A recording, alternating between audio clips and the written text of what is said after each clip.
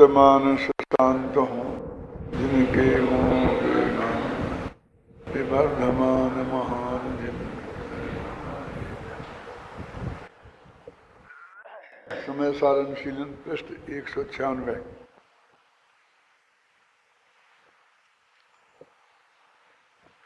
पिछली 10 गाथाओं 2 कलशों के बाद जो आचार्य जयसेन की 3 गाथाएं प्राप्त होती हैं उनकी चर्चा चल रही है और उनके बारे में अपने 4 कमेंट्स पढ़ लिए थे। अभी 5वां है,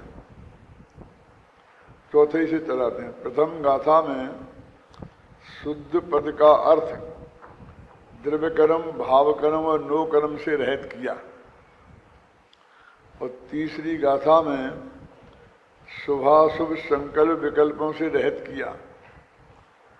इसका कारण यह प्रतीत होता है कि पहली गाथा में संग माने परिग्रह को छोड़ने की बात है और तीसरी गाथा में पुण्य भाव को छोड़ने की बात है। संग में बाह्य पदार्थ और रागादि विकार सभी आ जाते हैं तथा द्रव्य कर्म और भाव कर्म और नो कर्म में भी सभी बाह्य परिग्रह और रागादि भाव रूप अंतरंग परिग्रह ये सभी आ जाते हैं। इसमें कहता संग को छोड़कर, तो संग को छोड़ के कहा तो उसमें उन्होंने नो कर्म रूप पर द्रव्य, ज्ञानावरणादि रूप कर्म भी पुद्गल के परिणाम और आत्मा के विकारी परिणाम रूप भाव मोह, तो इस तरह परद्रव्य और विकार इन सभी से मुक्त आत्मा कहा। इसलिए उन्होंने संग का अर्थ किया है द्रव्य कर्म, भाव कर्म और नो कर्म से रहित। दूसरी जगह उन्हें अकेले विकल्पों से रहित बताना था, इसलिए रागादि भाव रूप इसकी बात करी। अब 125वीं गाथा में यह कहा था, ये जो 3 गाथाएं हैं ना उन पीछे उन पर कमेंट चल रहे हैं कि क्रोध में उपयुक्त आत्मा क्रोध है, मान में उपयुक्त आत्मा मान है, माया में उपयुक्त आत्मा माया है और लोभ में उपयुक्त आत्मा लोभ है। माने क्रोध, मान, माया और लोभ ये चारों कसायों से अभेद मानकर ये बात की जा रही है। प्रवचनसार में ऐसी गाथाएं शुरू में ही आती हैं, 8, 9, 10, 11 में बात आती है बात कि शुद्धोपयोग से युक्त आत्मा शुद्ध है, शुभोपयोग से युक्त आत्मा शुभ है और अशुभोपयोग से आत्मा अशुभ है। ऐसे इस गाथा में 4 कसायों से आत्मा क्रोधी है ऐसा नहीं कह रहे, आत्मा ही क्रोध है। तो आत्मा ही क्रोध कहा तो अशुद्ध निश्चय नहीं लग गया और आत्मा को क्रोध ही कहते तो असद्भूत सद्भूत व्यवहार, उपचरित सद्भूत व्यवहार लग जाता है।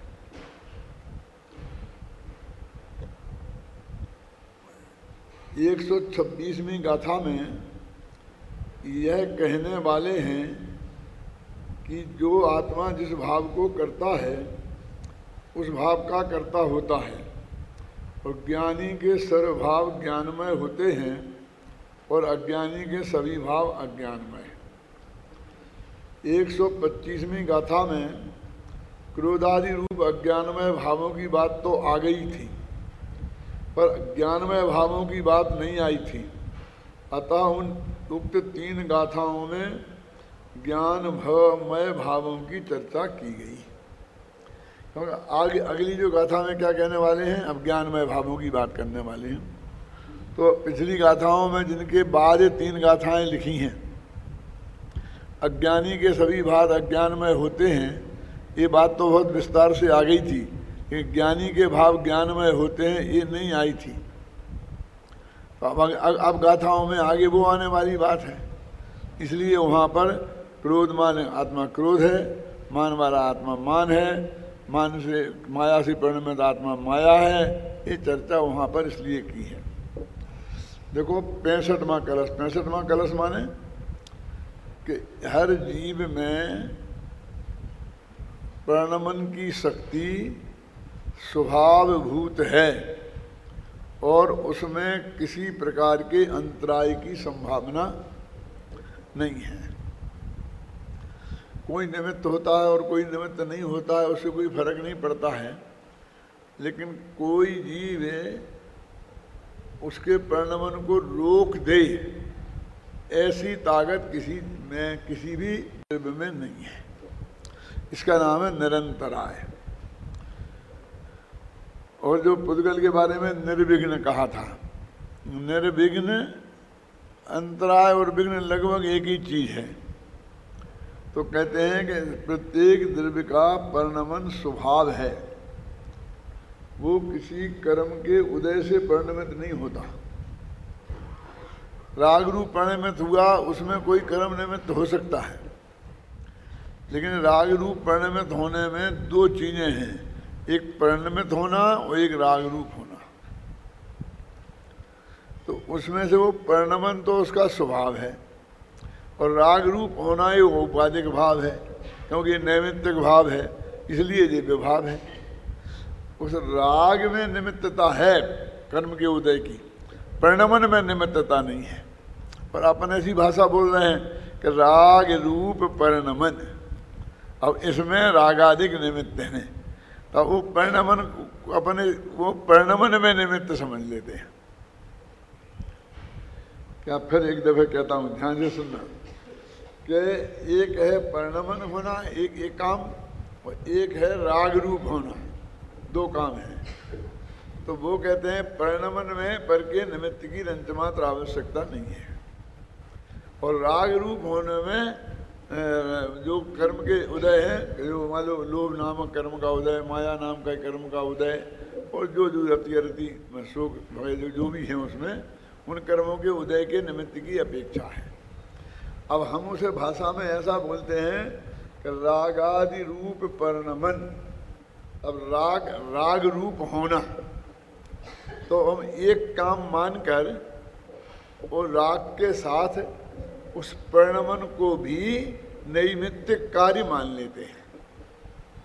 अभी हम कहें तो लोग यही कहेंगे, हाँ राग रूप परिणमन औपाधिक भाव है, यही बोलते हैं कि नहीं बोलते हैं? अब वो कहते हैं कि दो हिस्से हैं इसमें, एक परिणमन अलग है जो उसका स्वभाव है, वो स्वभावभूत परिणमन की शक्ति उसमें है, परिणमन तो होगा ही। अब इसके आगे एक बात और है कि भाई वो परिणमन तो होगा, परिणमन तो नहीं रुकेगा, लेकिन यदि कर्म का निमित्त नहीं होता और हम गाली नहीं देते तो उसका द्वेष रूप परिणमन नहीं होता, गुस्से रूप नहीं होता। होता तो परिणमन, चारित्र गुण है तो उसका परिणमन तो रुकता नहीं, क्या है? लेकिन हम गाली नहीं देते और वहाँ कर्म का उदय नहीं होता, अंतरंग और बहिरंग दोनों निमित्त नहीं मिलते, तो क्रोध रूप परिणमन नहीं होता, तो काय रूप होता बताओ? क्षमा रूप हो जाता है? हम बोले हाँ सही बात है, ऐसे ही हो जाता कि क्षमा में तो किसी कर्म का निमित्त नहीं चाहिए, और निमित्त भी चाहिए तो क्षय रूप निमित्त चाहिए, क्षयोपशम रूप निमित्त चाहिए।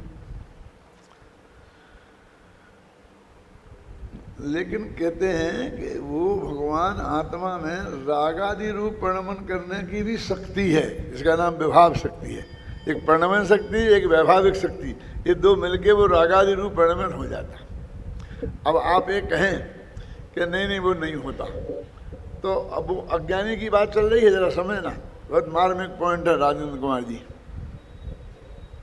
तो फिर वो क्षमा भाव रूप परिणमित हुआ था, और संबंध संग के अंदर क्षमा होती नहीं, और संबंध संतोष है नहीं, क्यों क्या होता बोलो? एक तो ये प्रश्न ही बेहुदा है कि कर्म का उदय नहीं होता और सामने वाला गालियां नहीं देता, ये काल्पनिक है, ख्याल में ना। खैर इसे अपन मान लो, तो वो कहते हैं कि जब वो सम्यक दृष्टि नहीं है तो उस वक्त इसके विभाव रूप परिणमन की ही योग्यता है। समझ गए ना आप?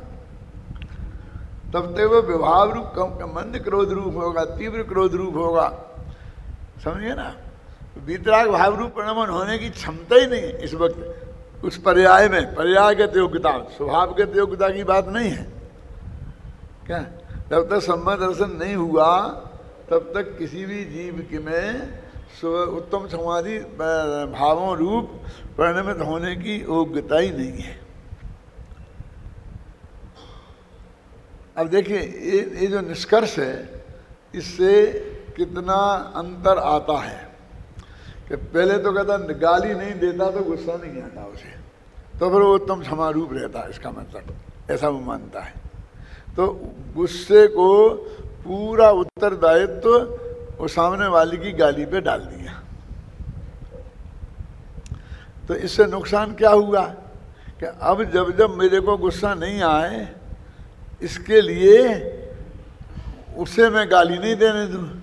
अब एक के साथ तो ऐसा हो ही जाए। अब लोग के जितने भी पदार्थ हैं जीव गाली देने वाले, वो सारा कोई मुझे गाली नहीं दे, कोई मेरे को छेड़े नहीं, कोई मेरे को चिढ़ाए नहीं है, तो ये सारे जगत के ऊपर इसका काम चला जाता है कि अब मुझे गुस्सा नहीं आने के लिए ये करना चाहिए। और लोग उपदेश देते हैं कि तुम दूसरों को गालियां मत दो तो दूसरे तुम्हें नहीं देंगे, इसलिए सुधर जाओ, ख्याल में आई ना ऐसा। लेकिन सर्वज्ञ को भी गाली देने वाले हैं ना लोग में, वीतरागी भगवान को भी मैं अज्ञानी मिथ्यादृष्टि कहने वाले लोग हैं ना, भगवान महावीर के भी विरोधी हैं ना इस जगत में। बोलिए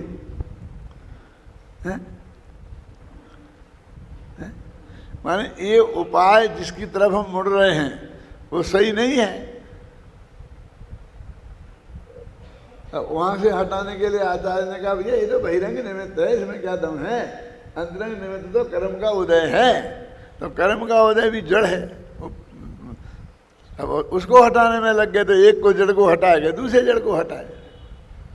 और वो मिथ्यात्व तो हटे बिना हटना नहीं है, और मिथ्यात्व तो इस मान्यता के साथ हट ही नहीं सकता, क्यों पर में पर का कर्तव्य तो नाम के उसी तरफ प्रयत्न करना है ना। मिथ्यात्व नामक कर्म भी तो पर ही है ना, पुद्गल ही का बना हुआ है ना।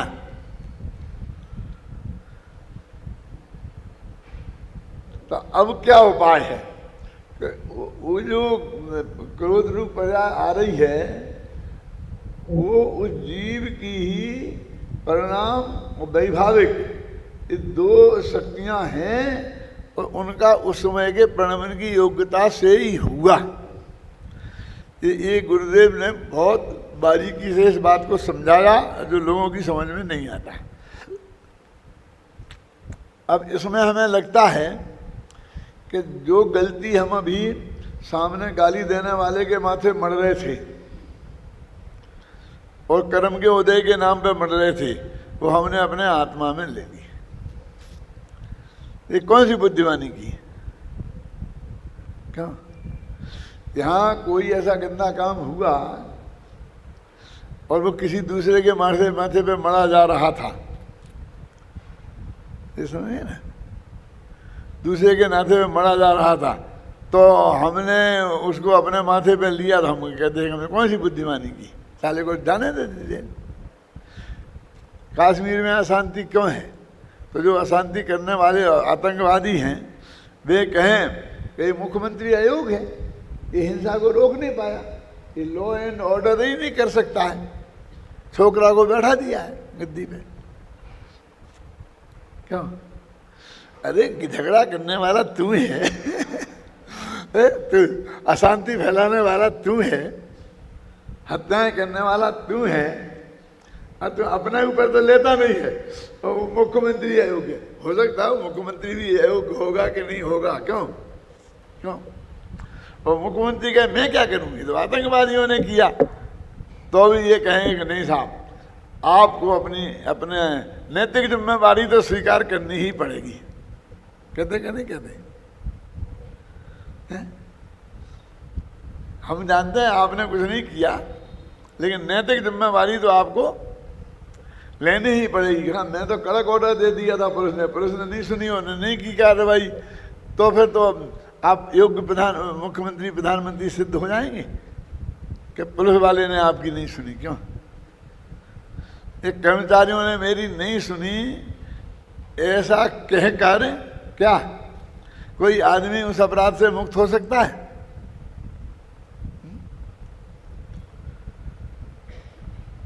तो वो कहते हैं, इसे ऐसा डर लगता है कि जबरदस्ती जो दूसरों के माथे पे सारा जगत मान रहा है, काय को अपने अंदर मोह राग द्वेष के भाव हो रहे हैं, क्रोध आदि, उनके लिए जिम्मेवार कर्म के उदय को सामने वाले को मान रहा है और इसे जबरदस्ती ये अपने माथे पे चेंटा रहे हैं और अपने को ज्ञानी कहते हैं।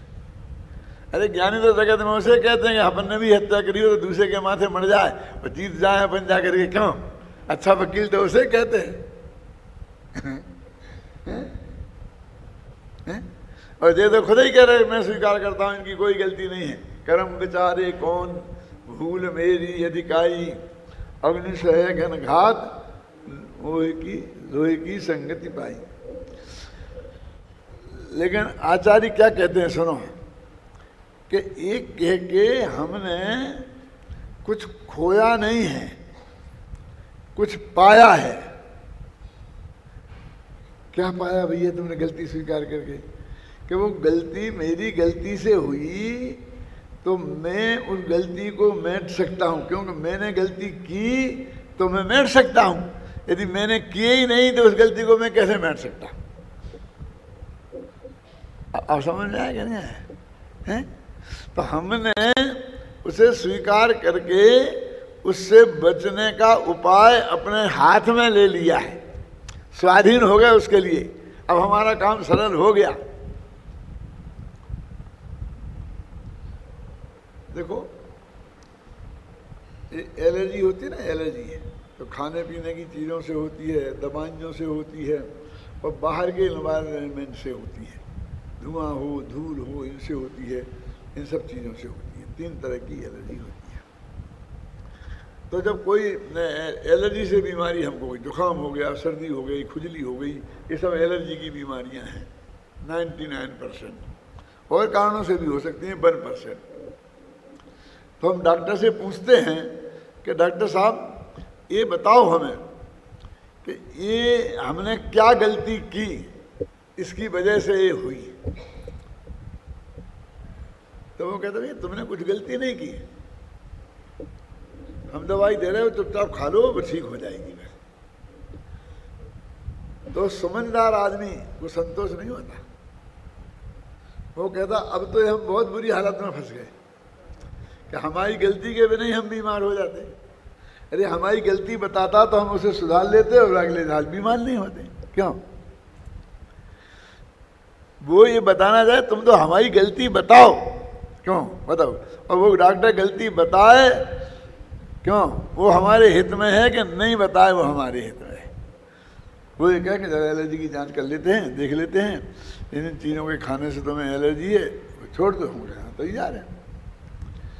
क्यों? कि उन चीज़ों के खाने में जो हमें आनंद है उससे खाने से जो हमें तकलीफ हो रही वो बहुत ज़्यादा बड़ी है। क्यों? कि दवाई तो हाँ दवाई नहीं खाएंगे, लेकिन वो कहता है कि भैया हम तुमसे कह रहे तुम्हारी कोई गलती नहीं है, ना कोई दवा से है तुम्हें, ना कोई खाने पीने की चीज़ से है, काय से है? ये वायुमंडल से है। ये आकाश में बादल आए ना और उनसे जो नमी आई उससे तुम्हें एलर्जी है। बोलो क्या करें? अब हम आकाश के बादल हटा सकते हैं क्या? इसलिए तो कहते हैं तुम जो कारण मारण मत खोजो।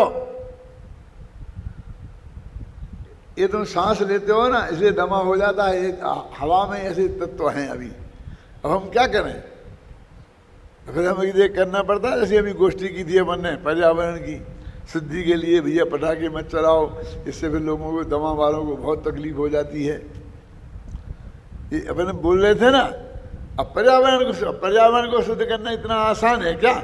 यदि हमसे कहते कि तुम केला मत खाना तो हम तो जिंदगी भर को छोड़ देते हैं। हमसे एक कहते कि ये दवाई नहीं खाना तो हम छोड़ देते। लेकिन अब ये सारी दुनिया में हवा में नमी है, हवा में धूल है, हवा में मिट्टी है, क्यों? अब उसकी वजह से होता है, तो अब हम क्या करें बोलिए? तो यही बात है कि अभी हम ये मान रहे हैं कि हवा में कोई भी कहीं गालियां देगा, कहीं भी कुछ हो जाएगा कहीं कोई कर, माना जो बिल्कुल पर के अधीन हमारी थी, अब हमें पता चल गया कि हमारे में भी राग रूप प्रणवन करने की योग्यता थी। ख्याल में आई ना? ये हमारी गलती से ही हुआ है। अब हमारे अंदर अंदर बात आ गई। तो दिखता ये है कि हमने बहुत बड़ी गलती की है स्वीकार करके, लेकिन वास्तव में बात अपने हाथ में लेना है। क्या?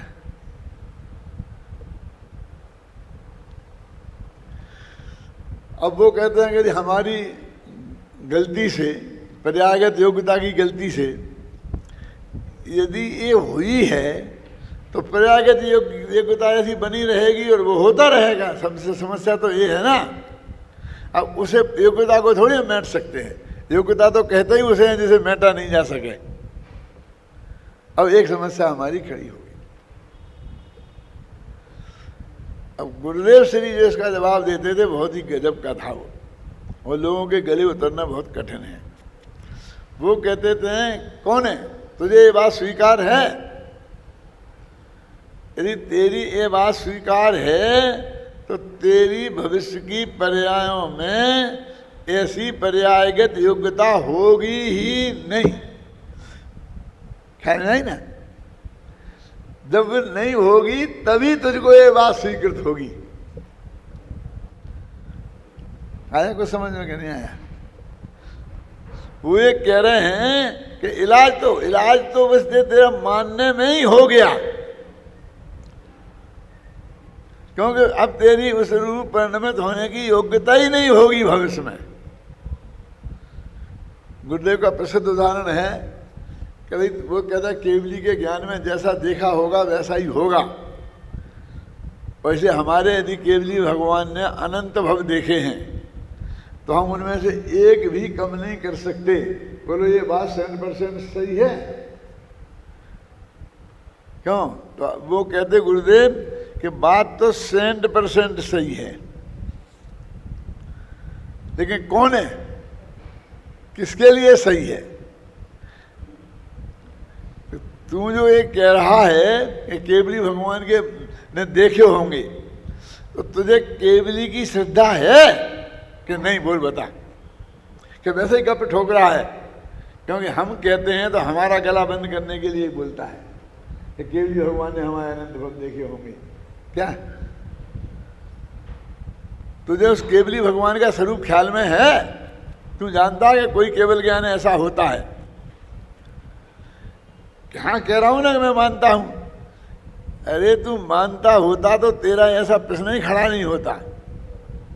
क्यों? कि जिसके ज्ञान में केवल ज्ञान का स्वरूप आता है, समझना, जिसको केवल ज्ञान समझ में आता है उसके अनंत भव होते ही नहीं है। केवली क्या देखेंगे? जब वो अनंत भव नहीं, भव के अंत का काल आता है तब ही उसे केवल ज्ञान की श्रद्धा, केवल ज्ञानी की नहीं, केवल ज्ञान की श्रद्धा होती है। हमने केवल ज्ञानी पे शंका करके कि भगवान महावीर भविष्य की जानते थे कि नहीं जानते थे, ख्याल में आई ना? महावीर को गाली नहीं दी, अपने उस ज्ञान स्वभाव से इनकार किया कि जिसमें 3 लोक और 3 काल के सब पदार्थों की जानने की सामर्थ्य है। समझ रहे हैं?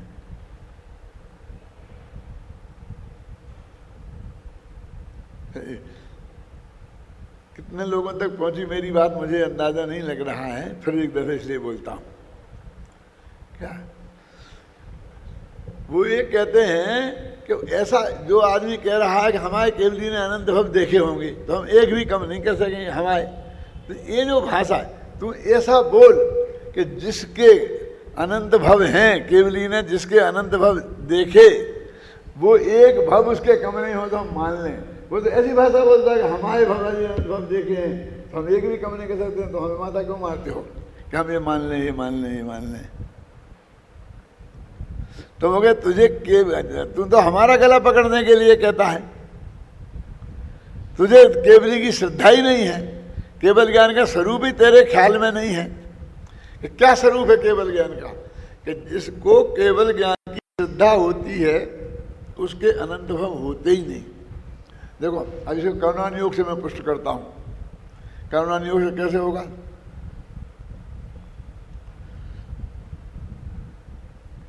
वो बोलते हैं ना, कौन सी लब्धि कि जिसके इतने भव रह जाते हैं तभी उसके बात समझ में आती है, जाता ना, ध्यान नहीं आ रहा। करुणान योग कही है कि वो समझाते हैं ना ये। हाँ, अर्धपुद्गल परावर्तन काल शेष रहे तो सम्यक दर्शन की बात समझ में आएगी। तो जो जिसका अभी अनंत एक पुद्गल परावर्तन काल भी है तो उसके समझ में नहीं आएगी। और एक और, ये तो तुमने अच्छा बता दिया, लेकिन इससे भी और अच्छा है, इससे भी और बहुत अच्छा है। करुणान योग कहता है, वो कहता है ना, अंता कोड़ा कोड़ी प्रमाण देना चाहिए। क्या बोलते हैं?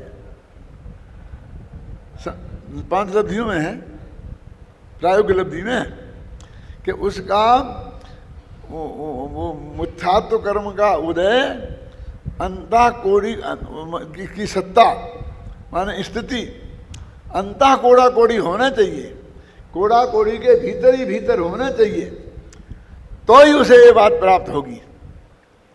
ये क्या बताता है?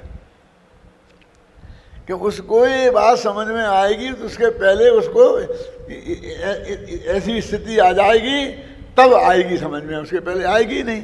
हमारे समझ में यदि आनी रही है तो हम तो ये कह देंगे कि तेरी अभी स्थिति बहुत ज़्यादा है। करुणान योग तो वास्तव में यही जवाब देगा। है? क्या कहेगा? पुरोचन सार की 79वीं गाथा में कहा ना, 79वीं गाथा में क्या कहा?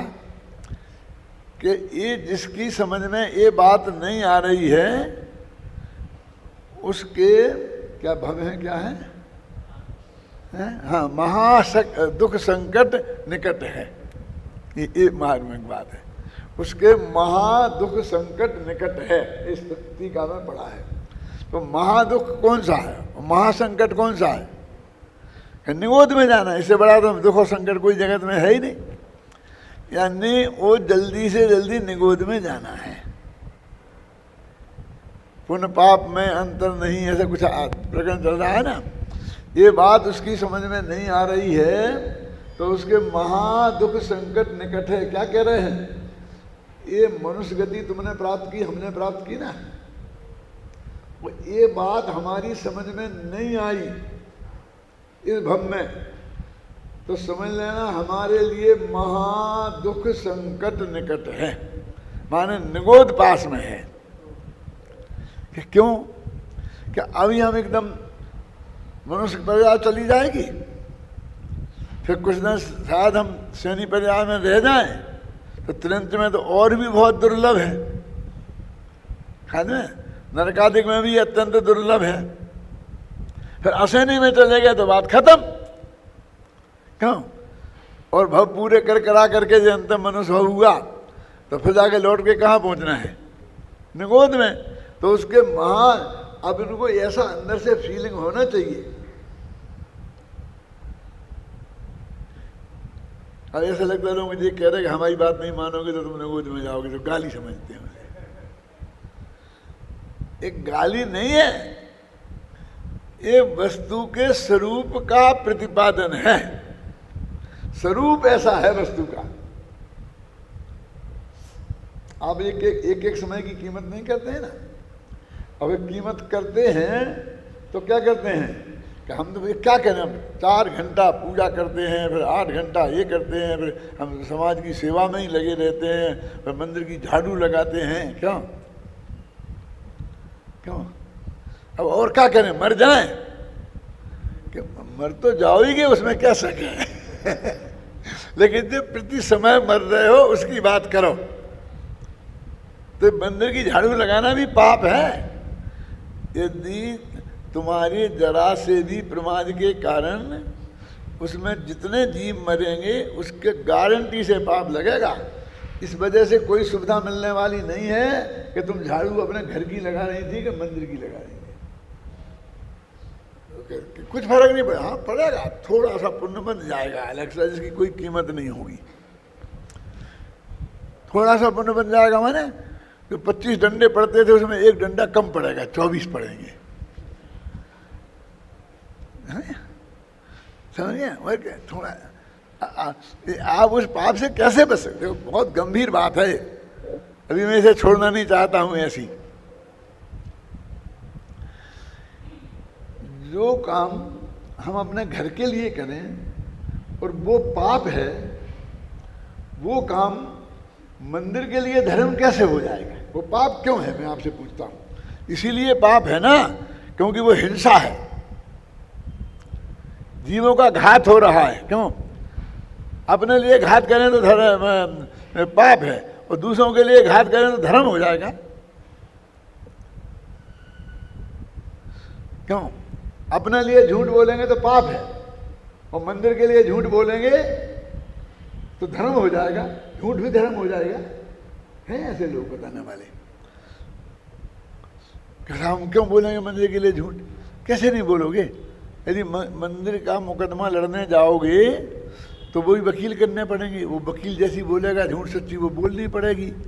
हैं? वो कहेगा कि इतनी घूस लगेगी, मजिस्ट्रेट को देनी है तो घूस देनी पड़ेगी। क्यों? कि इसको उसमें एक जगह पार्टी देनी पड़ेगी तो वहाँ पार्टी देनी पड़ेगी, और वहाँ शराब पिलाई जाएगी तो शराब पिलानी पड़ेगी। ख्याल में आई ना? तो वो सब धर्म हो जाएगा। वो काम तो नक्शा पास कराना है तो घर का पास करा होता है मंदिर का। वो पैसा नक्शा वो पास करने वाले का मंदिर थोड़ी है। क्यों? वो तो पास करवाई के जो लेगा वो ले गई।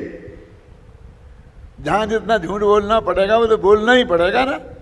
क्यों? चोरी, घूसखोरी, ये सब मंदिर के लिए कहते, घर के लोग क्यों? वो कहते क्या करें, रुक जाए। अरे हमें क्या मंदिर कहता है हमें क्या करना? हमें कहाँ पैसे की जरूरत? हम कहाँ कह रहे हैं कि तुम जाके चोरी चपोरी से करके लाओ, झूठ बोल के लाओ, ठग कर दूसरों को पैसे लाओ। हम क्यों करेंगे? हमें ये काम करना होता तो अपने घर के लिए ही करते ना। तो घर के लिए तो किया नहीं है। क्यों? 2 रोटियां खा करके अपनी जिंदगी निकाल दी है, हैं? अब तुमको मंदिर के लिए करें, धर्म के नाम पर करें, शिखर जी के लिए करें, हमसे नहीं होगा। क्या है? कोई भी पाप आप समझ रहे ना? चाहे परिग्रह जोड़ना है समझ लो आप, सब धंधा ही है। तो कोई फर्क है ना? वो थोड़ा सा पुण्य लग जाएगा। हम क्यों कह रहे हैं? वो लग जाएगा तो आटे में नमक जैसा होगा। और नरक में पहुंच गए तो वो कैसे कहाँ भोगने में आएगा? ये कर्णाजी वालों से पूछ लेना, उनका वो सारा पुण्य पाप में बदल जाता है। हैं? वो संक्रमण वगैरह इसके लिए ही हैं, तुम्हारे पुण्य को पाप में बदलने के लिए। 1 किलो राख में 1 तोला शक्कर मिला दो तो शक्कर की राख हो जाएगी। एक किलो शक्कर में 1 तोला राख मिला दो तो वो राख शक्कर हो जाएगी। समझ में आएगा नहीं आप? ऐसे ही पाप कर्म ज्यादा हुआ तो पुण्य पाप में बदल जाता है, और पुण्य ज्यादा हुआ तो पाप पुण्य में बदल जाता है। ये तो अन्याय है। अन्याय क्या कैसे होगा? हमने पुण्य बहुत ज्यादा किया, हम स्वर्ग में चले गए। अब बीच में पाप किया था, वो उदय में आए तो स्वर्ग में तो ऐसे संयोग ही नहीं है कि वो उदय हमको मिलेगा भोगने को। वो तो पुण्य में बदल के नहीं आएगा तो क्या करेगा? वहां कुछ ऐसा है ही नहीं जो तकलीफ खड़ी हो। और नरक में गए, अब वहां कितना ही पुण्य बांधा, लेकिन वो क्या है? मैं कहता हूँ ये तीर्थंकर प्रीति बन रही ना राजा सेना को, तो 2-3 डंडे कम पड़ते होंगे उनमें। क्या तो बाकी के नार की दया कर देते होंगे कि हाँ साहब 6 महीना पहले बाड़ा बना देते हैं, लेकिन 6 महीने की तो रोता है तू। कि 6 महीने पहले बाड़ा बना देते हैं, लेकिन जो 83,000 वर्ष की उम्र है ना, तो 6 महीना कम हो, 83,000 वर्ष और 6 महीना के क्या हुआ?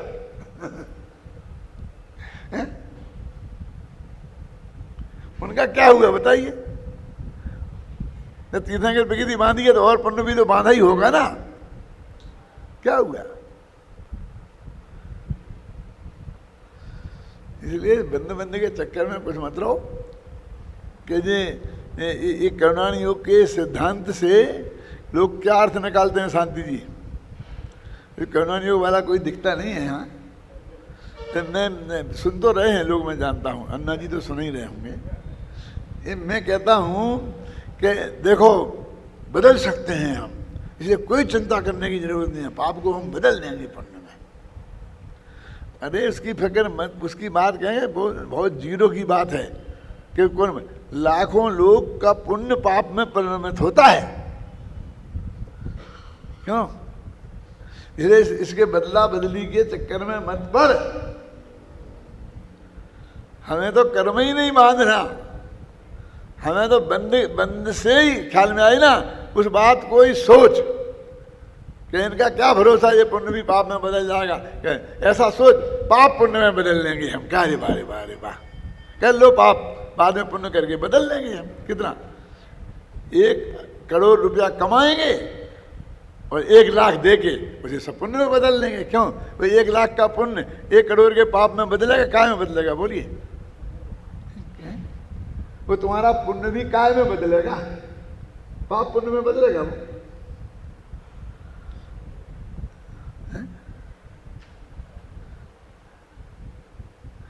वो तो ऐसी बातें हैं कि चढ़ जा बेटा सूली पे, भला करे भगवान, तू तो हमें दे दे, हमारा काम निपट जाए, और तेरे को हमने कह दिया हाँ तेरे को ऐसा हो जाएगा, ये हो जाएगा, ये हो जाएगा, वो हो जाएगा, अब जो होगा सो तो भगवान जाने। सत्य बात क्यों नहीं बोलते हो? पाप का पोषण क्यों करते हो?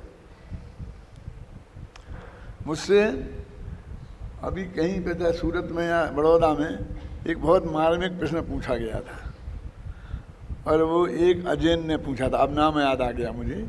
एक डॉक्टर भानु वर्मा करके डॉक्टर है, अजैन, और वो एलर्जी का डॉक्टर है। वो मेरे व्याख्यान सुनने रोजाना आता था, ख्याल में आई ना। और फिर उसे मालूम पड़ा कि मुझे एलर्जी है, तो मेरे इलाज के लिए भी मेरे घर आया और वो सब किया। उससे कहा मेरे को आधा घंटा आपसे चर्चा करनी है, तो उसको मुश्किल से मैं समय नहीं दे पाया। मंदिर के पीछे ऐसे प्रश्न के बाद कमरे में बैठ के मैं, चलो भाई तुम कर लो जल्दी, बात क्या करोगे? तो उसने ये कहा, मुझे मान ये बात पूछी क्या कि साहब हमने सुना है कि जैन धर्म में ये लिखा है कि कभी कभी झूठ बोलना भी धर्म है। अब उसे आप समझे ना, ऐसे कई उदाहरण है शास्त्र में, परमिशन दी गई है। तो आपका क्या कहना है? मैंने कहा ये बिल्कुल ही गलत बात है सुनना। और उदाहरण क्या दिया जाता है वो मैंने उन्हें सुनाया था, वो तो मैं भी सुना देता हूँ। कोई ये टीवी पे जाएगा तो सारी दुनिया भी इसे सुन लेगी कि नकली पोजीशन खड़ी करके, जिसकी संभावना बहुत क्षीण है, और उस झूठ बोलने की परमिशन दिलाना किसी तरीके से, वो सबसे बड़ी गलती है। बोले क्या मतलब? मैंने कहा देखो कि एक गाय जा रही थी और एक साधु महात्मा वहाँ बैठे थे, जो बताते हैं ना लोग। अब वहाँ से कसाई दौड़ा दौड़ा आया पीछे पीछे और कहा महात्मा जी गाय कहाँ गई है? तो गाय इधर को गई थी। तो महात्मा जी ने कह दी इधर को गई है। तो गाय को बचा लिया। इसलिए गाय को बचाने के लिए अहिंसा की दृष्टि से इतना झूठ बोलने की परमिशन जैन धर्म में है। ऐसा उदाहरण देके बहुत पंडित लोगों को बरगलाते हैं। अब मैंने उनसे कहा क्यों भाई साहब, ऐसी घटना कोई बहुत असंभव है कहीं? गाय भाग रही हो, कसाई पीछे पीछे दौड़ रहा हो, हैं? और महाराज से पूछे और महाराज ने बचा ली, तो क्या घंटे को बचा लेंगे महाराज? आखिर वो गाय प्लेन में बैठ के तो भाग जाने वाली नहीं है। वो 1 घंटे बाद पकड़ लेगा वो। क्यों? और उसके लिए महाराज ने अपने जिंदगी भर का सत्यविद तोड़ करके झूठ बोल दिया। तो क्या बोले फिर? बता दे कि हाँ को गई 2 पक्ष। अरे मैंने कहा भैया एक तीसरा रास्ता भी है ना, कि क्या कि महाराज चुप नहीं रह सकते, हर एक के हर प्रश्न का जवाब देना जरूरी है। कोई ये पूछे कि गाय किधर को गई है, इस प्रश्न का उत्तर देना हर महाराजों को जरूरी है। क्यों? वे चुप नहीं रह सकते हैं? एक मौन भी है ना। चुप रहेंगे तो भी तो उनने नहीं बताया, ख्याल में आई ना। इसलिए झूठी कल्पना करके झूठ को बोलने की परमिशन देना। तो मैंने एक सच्ची घटना सुनाई थी, जब हम मुरैना विद्यालय में पढ़ते थे और 11 वर्ष के रहे होंगे। दादा आपको याद है क्या नहीं?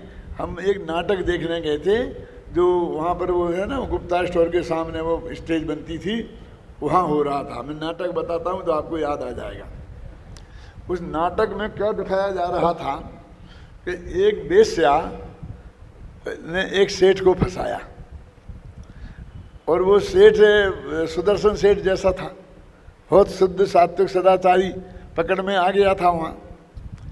तो वेश्या उसे कह रही थी कि यदि तुमने मेरी बात नहीं मानी, और मेरी बात मानने का मतलब समझ गए आप सब लोग, क्यों? तो मैं जहर खा के मर जाऊंगी और उसकी हत्या का पाप तुम्हें लगेगा। अब सेठ बहुत तकलीफ में कि ये मर जाएगी तो हत्या का पाप मुझे लगेगा, अब इसलिए मेरे को ये करना चाहिए।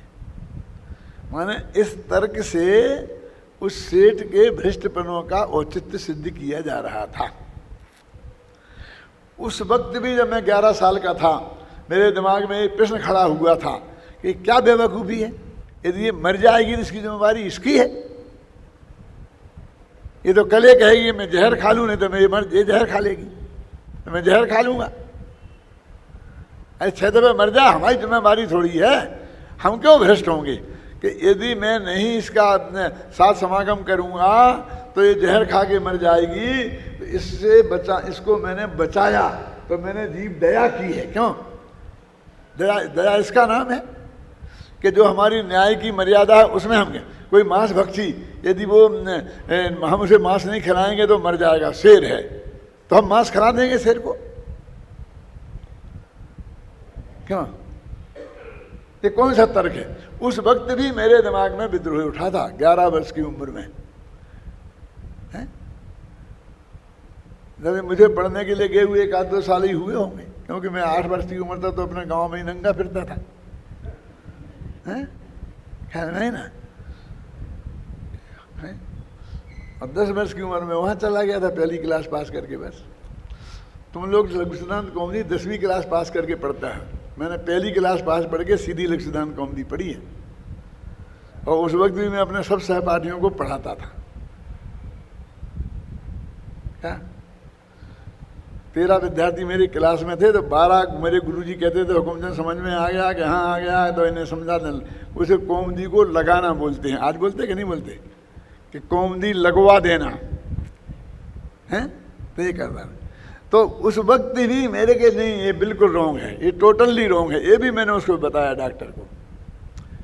कहीं कोई ऐसा कोई घटना घट गई और किसी व्यक्ति ने ऐसा प्रयोग कर भी लिया हो तो वो उसके जैन धर्म की नासमझी की वजह से है। टोडरमल जी कहते हैं ना कि ग्वाले ने मुनिराज को तपाया, तो ग्वाले की नासमझी की वजह से ग्वाले की हमने प्रशंसा कर दी, लेकिन वो काम सोचकर और सज्जनों को तपाना उचित नहीं है। ग्वालों ने तपाया था, उसकी प्रशंसा करी, उसकी वजह से वो मोक्ष गया, और ऐसा हो गया, फिर उसमें कुंद कुंद बन गया, फिर ये हो गया, ये हो गया, सारी बस उसी घटना से सब कुछ हो गया। क्यों? ये ऐसी गलत उदाहरण करके पाप का पोषण किसी कीमत पर नहीं होना चाहिए, समझे ना? मेरी जो शुद्ध सात्विक वृत्ति है, मैं उसके भीतर ही परोपकार कर सकता हूं, समझ में ना? लेकिन मैं अपनी मर्यादाओं को भंग करके मैं अपने व्रत नियमों को भंग करके और खुद पाप में पड़कर दूसरे को पाप से बचाऊं, ऐसी करुणा जैन धर्म में नहीं है। तो क्या करते हुए सेठ जी फिर बोलो? लोग पूछते आप बताओ पंडित जी आपकी दृष्टि से क्या है? यदि वो सेठ जी पंडित जी थे तो उसे समझाते क्या कि भाई तुम ऐसे मर जाएगी तो नरक में गोद जाएगी, ये खोटा काम तो ये कर रही है, और आत्महत्या करके वाले स्वर्ग नहीं जाते हैं, नरक ही जाते हैं? कि मेरे माथे क्यों लगेगा? मैंने क्या किया इसमें? मैं क्या कर रहा हूं? श्रीमद का एक बहुत बढ़िया उदाहरण है, शायद पहले मैंने दिया है कि नहीं।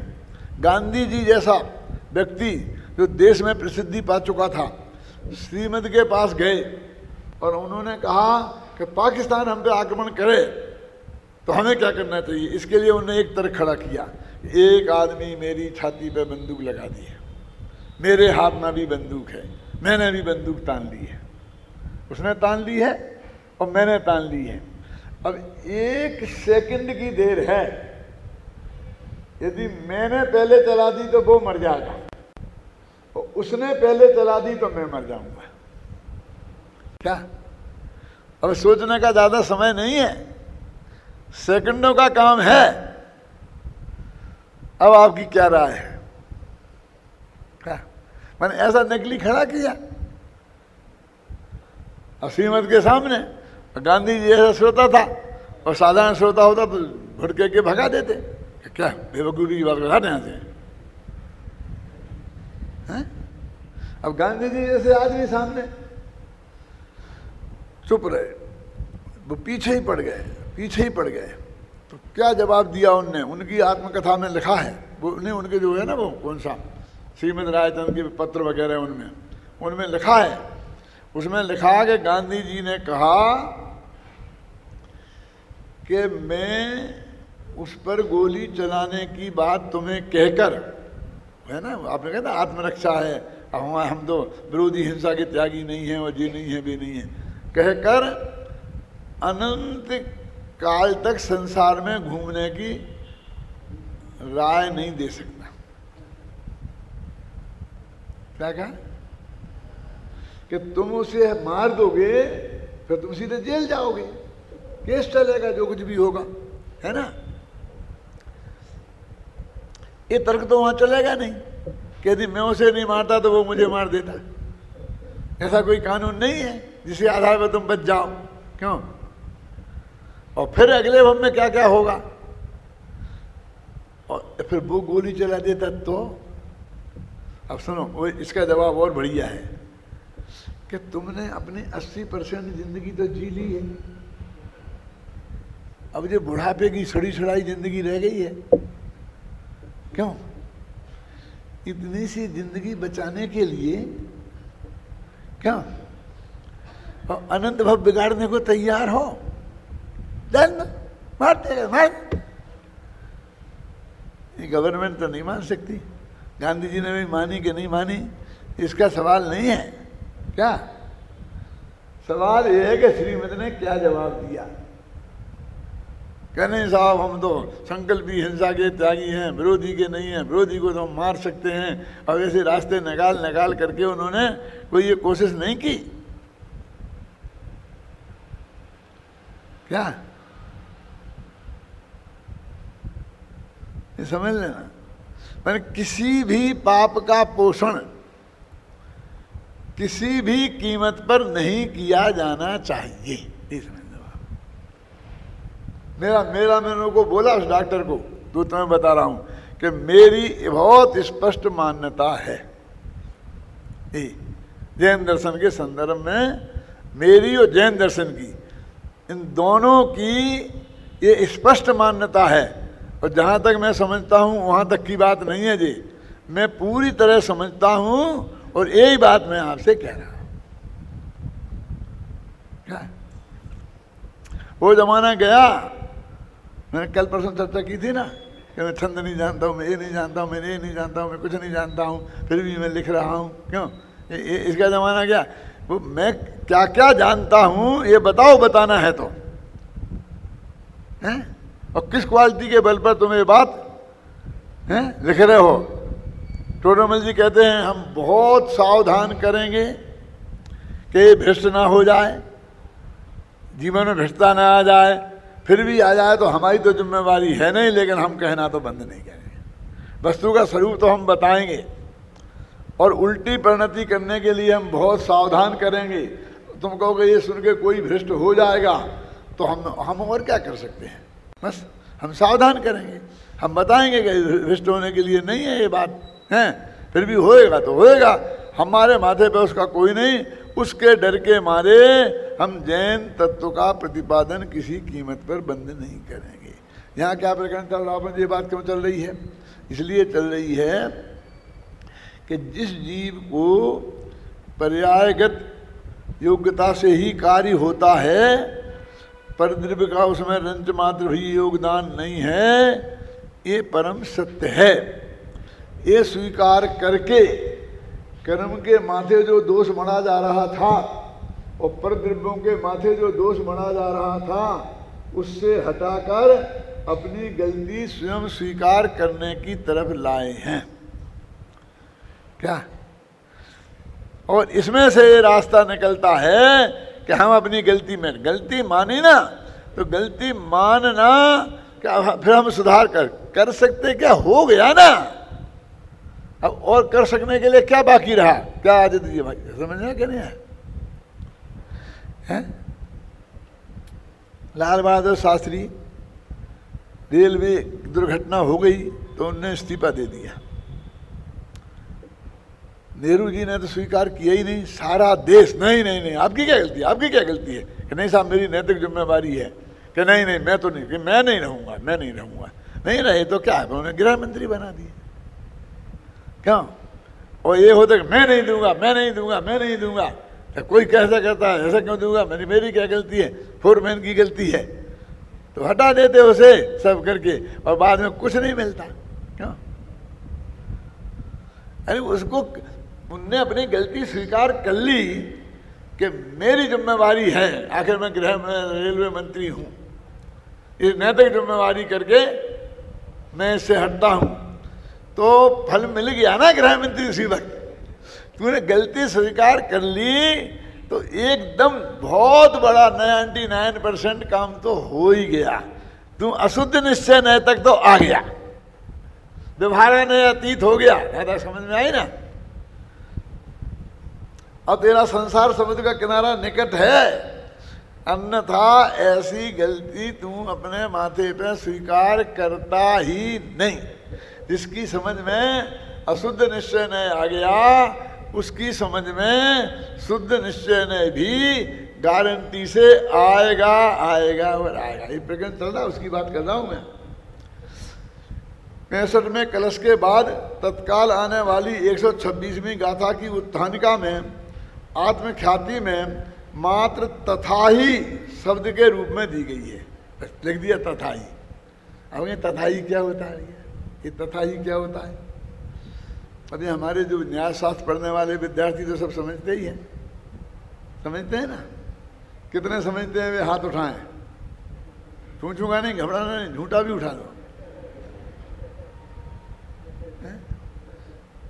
तथाही न्याय शास्त्र में बहुत प्रयोग में आता है और इसका ये अर्थ होता है कि जो बात हमने अभी कही है ऊपर, अब उसी बात को और विस्तार से उदाहरण देकर समझाते हैं। ये अर्थ होता हर जगह आंख बीच के क्या